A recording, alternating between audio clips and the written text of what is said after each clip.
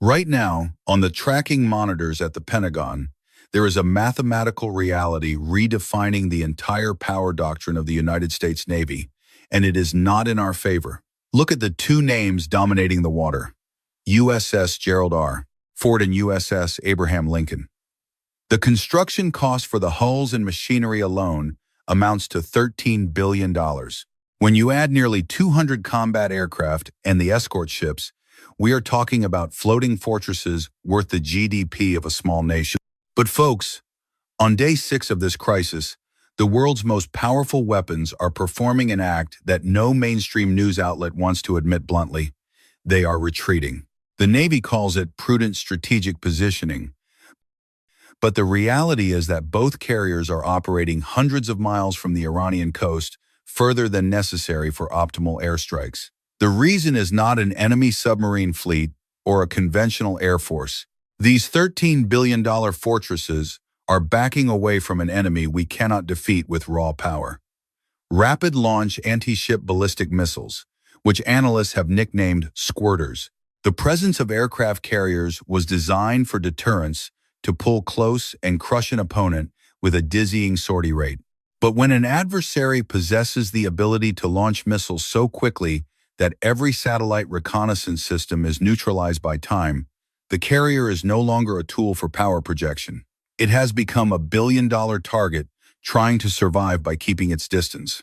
This retreat is the public admission that the era where supercarriers could approach any coastline with impunity has officially ended. Why does the name Squirter keep fleet commanders awake at night? The answer lies not in the warhead size, but in the extreme launch speed. Unlike liquid-fueled missiles that require hours for fueling and preparation, a window long enough for our reconnaissance satellites to detect and order a strike, Iran's solid fuel systems can erect and fire within 15 to 30 minutes. Imagine a 1,500-kilometer coastline filled with hundreds of caves and secret tunnels. A mobile launcher receives target data, dashes out of hiding, fires, and vanishes before a single F-35 can even leave the carrier deck. The window for a preemptive strike, the very foundation of traditional counter-battery tactics, has been slammed shut. By the time space-based intelligence reaches the command center, the missiles are already airborne.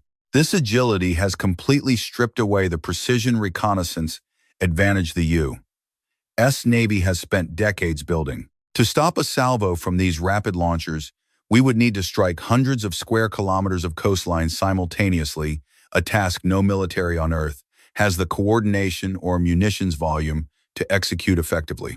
The result?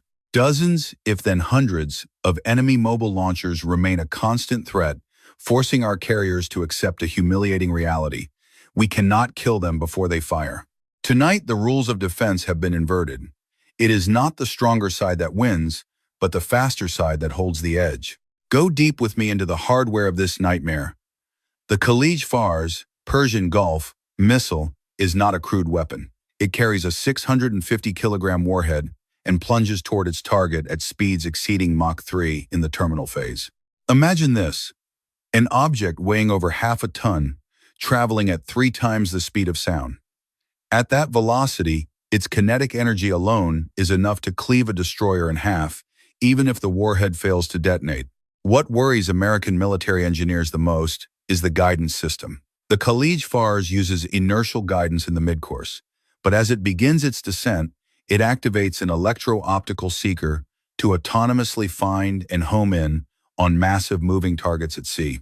This means once it has sighted your aircraft carrier, traditional electronic jamming efforts become significantly less effective. But folks, the Hormuz 1 and Hormuz 2 variants are the truly cunning radar assassins. They are designed to home in on the specific emissions of the Aegis radar systems on American ships. This is the tactical trap. To protect the carrier, escorting destroyers must turn on their radars to scan for incoming missiles. But that very act of turning on the lights creates a radio frequency signature that guides the Hormuz missile directly into the ship's command center. If you turn off the radar to avoid being targeted, you are completely blind to other incoming salvos. If you turn it on, you are pinning a bright red bullseye to your chest. Tonight, American destroyer commanders face a choice where no option is safe. Iran has created a weapon system that doesn't just attack the ship's hull, it attacks the very logic of the U.S. Navy's most advanced defensive doctrine. Join me in a brutal calculation that Pentagon planners are facing tonight. An Arleigh Burke-class destroyer, the backbone of carrier protection, carries approximately 96 vertical launch cells. But remember, those cells must be shared between Tomahawk cruise missiles, anti-submarine rockets, and other air defense types. In reality, each ship has only about 16 to 24 missiles dedicated specifically to ballistic missile defense. Now look at the strike group of the USS Gerald R. Ford. With 3 escorting destroyers, we have a total of roughly 48 to 72 ballistic missile interceptors ready to fire. That sounds like a lot, until you look at the adversary's arsenal. Iran has demonstrated the capability to launch a saturation strike of 200 ballistic missiles simultaneously. Even if we apply an irrationally optimistic intercept rate of 70%, 60 missiles would still penetrate the defensive screen. And folks, in modern naval warfare, you don't need to hit the entire fleet. Just one missile carrying a 650-kilogram warhead striking the carrier deck at Mach 3 causes a mission kill. The connection here is grim. If the weapon elevators or the electromagnetic catapults of the Ford are damaged, this $13 billion ship immediately transforms from a power projection tool into a massive liability in need of rescue. It can no longer launch aircraft. It can no longer defend itself effectively. And every second it remains in the war zone is a second spent gambling with the worst naval disaster since the Second World War. Tonight, American commanders are not fearing the sophistication of Iranian missiles. They are fearing the overwhelming weight of numbers. When the enemy can launch more missiles than you can carry interceptors, failure is no longer a possibility. It is a mathematically predetermined outcome.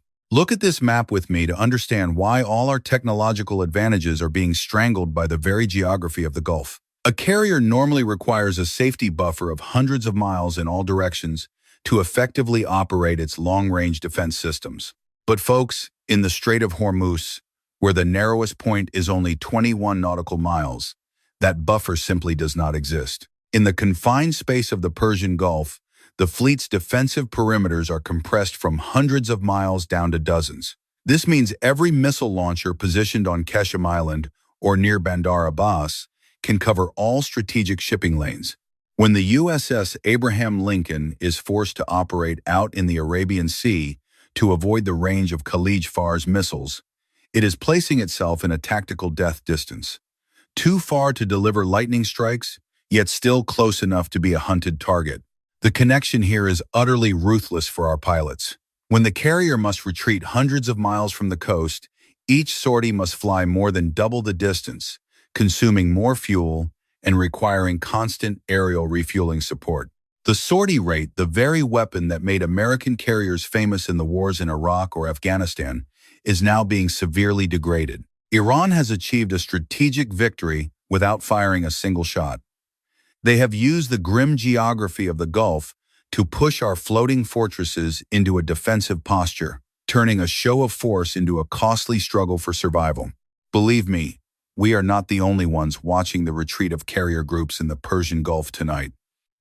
In Beijing, military planners are meticulously documenting every detail of this crisis. They aren't just looking at Iran, they are looking at their own future. If Iran's Squirter missiles, which are merely short to medium-range systems, can cause the U.S. Navy this much caution, imagine the power of true carrier killers. China's DF-21D and DF-26. Chinese missiles have 3 times the range, higher velocities, and far more sophisticated guidance systems than anything Iran possesses. If a $13 billion carrier strike group cannot operate freely in the confined space of the Persian Gulf, for fear of saturation fire, the promise to defend Taiwan in a similar scenario becomes a massive question mark in military doctrine. The Taiwan Strait, much like the Strait of Hormuz, is a geographically constrained operating environment where the invulnerability of American carriers is being severely challenged. The connection here is one of global strategy. This retreat is exposing a fatal flaw in American military doctrine the over-reliance on concentrated power in supercarriers. When a single platform accounts for 15% of an entire year's shipbuilding budget but cannot approach an enemy coastline for fear of vulnerability, its deterrent value is critically diminished. Our adversaries have realized they don't need a massive fleet to confront the U.S. They only need to invest in relatively cheap missiles capable of denying our sea control. Tonight, in the South China Sea, military planners are smiling because they see that the future of naval warfare perhaps no longer belongs to giant floating fortresses. We are standing at a historical inflection point for the world's navies, and tonight, March 6, 2026, may well be remembered as the moment when the absolute dominance of supercarriers officially fractured. For over 70 years, the American carrier fleet has been the symbol of unchallengeable power, the tool we use to approach any coast and impose our will.